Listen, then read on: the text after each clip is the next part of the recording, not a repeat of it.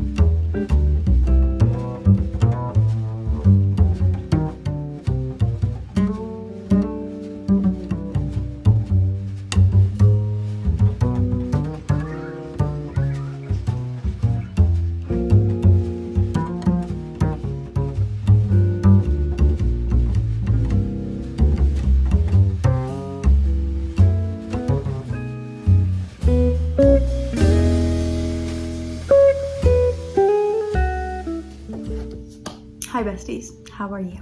So I have probably finished the last book, or you know what, I will say it definitively. I have finished the last book of 2022. He loves sleeping up there. Yeah, I finished Kingdom of Villains by, actually don't know who it's by. It ended up being pretty good. I really enjoyed it. It was a romance fantasy. It's on Kindle Unlimited. It's pretty spicy, especially towards the end, but towards the end, things were a little bit too convenient in the plot, and some of the things didn't make sense, but I've read things that have been worse not making sense. So ultimately it was fine. It's pretty solid, an enjoyable time, and it had a dragon in it, so that was fun and a little bit different. I gave it a 3.5/4 stars. I'm feeling pretty lenient, you know, and also because I just took so long to finish this book. Literally no fault of the book. It's my fault. It's me, not you. So I'm glad that I was able to finish it. I'm not too upset that I wasn't able to finish other books that I had kind of I had planned to, or I'd hoped to, but because I'm pretty pleased with the amount of books that I read this year, 73, which is so fun. My goal was 35. I've never read this much in a year, but my friend Jenna and I, we just girl bossed this year. She read like one book last year. Guess how many books she read this year? 150. What the hell, Jenna? Literally unhinged, but I love that for her. Girl boss Jenna. Yeah, we just inspired each other a lot to read this year, and I love that for us. So I don't think I'm gonna read. I was like, should I listen to an audiobook? I could start it now and finish it by tomorrow, but you know what? I'm just gonna relax because I want to start 23 strong. Like I don't really do TBRs, but like I've got some books in mind that I'm like, I want to start this year off strong. Just since I'm like filled with like excitement to read right now, I just want to start the year off strong, you know, to start off with a positive note. And I go back home to New York in a few days, and I'm so excited to go home. I love my home so much, and I've got lots of things to do when I get back. I'm just gonna be a busy gal. But like right now, I feel like I just have all this energy of like stuff that I want to like prepare for the new year. But I basically already done it.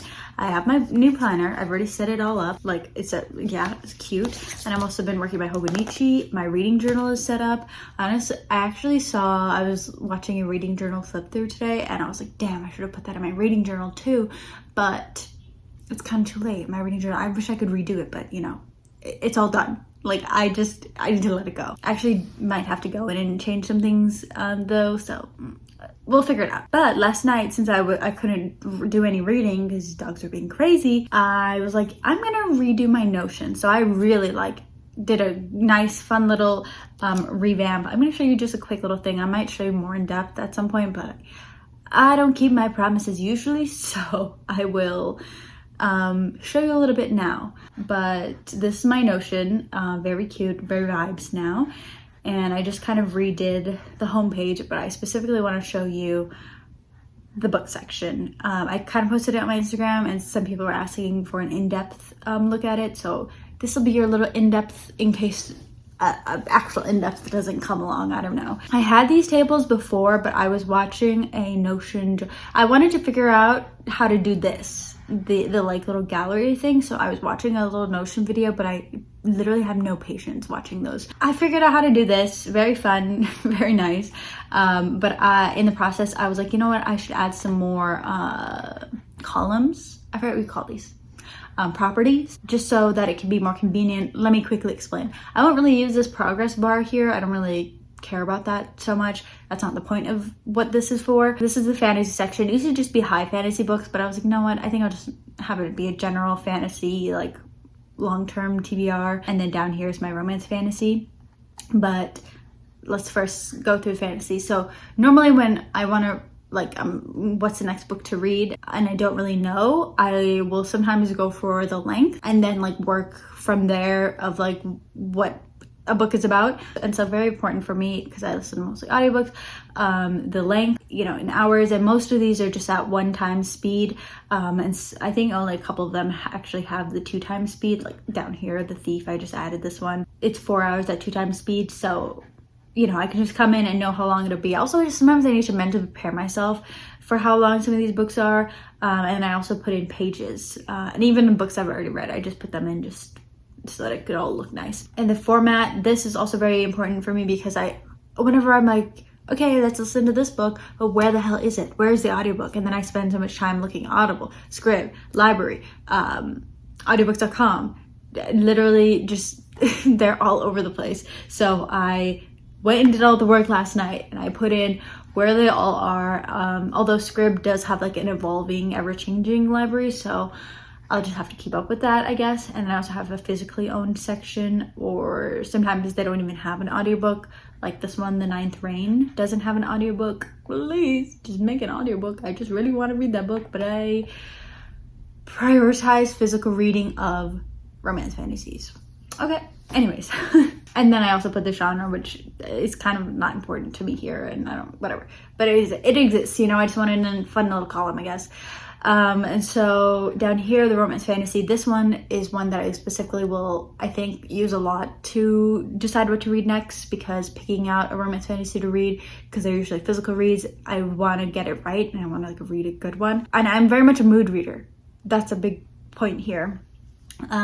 So again, the like progress bar reading, TBR, reading done, not really important to me, but I have the cover so that I can look at it in gallery view. So cute, because most of the time with romance fantasies, I don't know the names, they all sound the same. Like literally, I mostly remember them by cover, very visual, you know, and then the title, author, whatever. And so then I have like the romance, if there's spice, if the spice comes later on in the book, or if there just like isn't really much at all, or if like I just couldn't figure out if there was any at all. And then I also have one reverse harem, which some of these books honestly I could delete now because I'm like not interested in reading them anymore, but I didn't want to like go through and figure out which ones I didn't want to read, because by this point at the night I was getting a little tired of doing this. So some of these I would delete though. I don't really read reverse harem, but I want to go back and read the description of the books before I read it, or before I delete them. And then I also have the page numbers and if they have an audiobook, which most of these don't. So yeah, these are all the books that I have on here for now. And I added a couple of them last night. This is my Notion for books. Oh, I also down here have my 2023 TBR. Like I want to try and get these books read over the course of the year, and I have a page in my reading journal for this, and then down here is a little bit work in progress. These are my review notes from 22, but I have my 2023 review notes up here, which this is just like when I'm like in the book reading and I just want to quickly like type out a little note so that I can remember later when I write it. If I finish the book, I only write or do pages for finished books in my reading journal, but sometimes I don't obviously know if I'm going to do enough a book, you know, in the like towards the beginning of it, and I already want to put a note. So like how this works. Oops, what the fuck is wrong with you? Okay, rude. So the way that I've set it up for this coming year is just like title, like Crave, and then start date January 1st. And then, although honestly I don't care about start dates too much, and then just kind of write like, this book sucks ass, never recommend it to anyone. It's literally did not, honestly, kind of racist. Who approved this shit? Gorge. This is my little review notes section. That's just an example of what this will look like in the new year, and I'm so excited for it. So I finished my last book of the year, and I'm just gonna relax tomorrow and probably read, but no, I'm not reading. Probably just watch some shows, because I normally don't watch shows. But you know what I did watch recently that was really good? The Serpent Queen on Stars. That was very good. And the costuming, oh my gosh. Oh my gosh. I'm so sorry, Knox. Oh goodness. Anyways, yeah, I finished them. Oh, the latest little ears. And Rocky's little ears, you can't see him because he's small boy. Yeah, I hope your 2023 reading year is great. I hope mine will be, and I don't remember what I put my reading goal for 23 as, probably like 50 or something like that, but I'm excited to do some more reading, and I'm also going to be posting a lot more about books on my Patreon, and I think we might do a book club, so I'm just excited to plan those stuff out, and I'm ready to go. I don't do New Year's resolutions, but sometimes I like, you know, starting new planners and stuff every year, and I'm starting Hobonichi this year. It just gives me a chance to be like, okay, let's do some new stuff. I don't know, but I'm excited to go home as well. And I guess also because I'm like here in Chicago, like I'm excited to go home and like start the new year. So good stuff. I'll see you guys next time.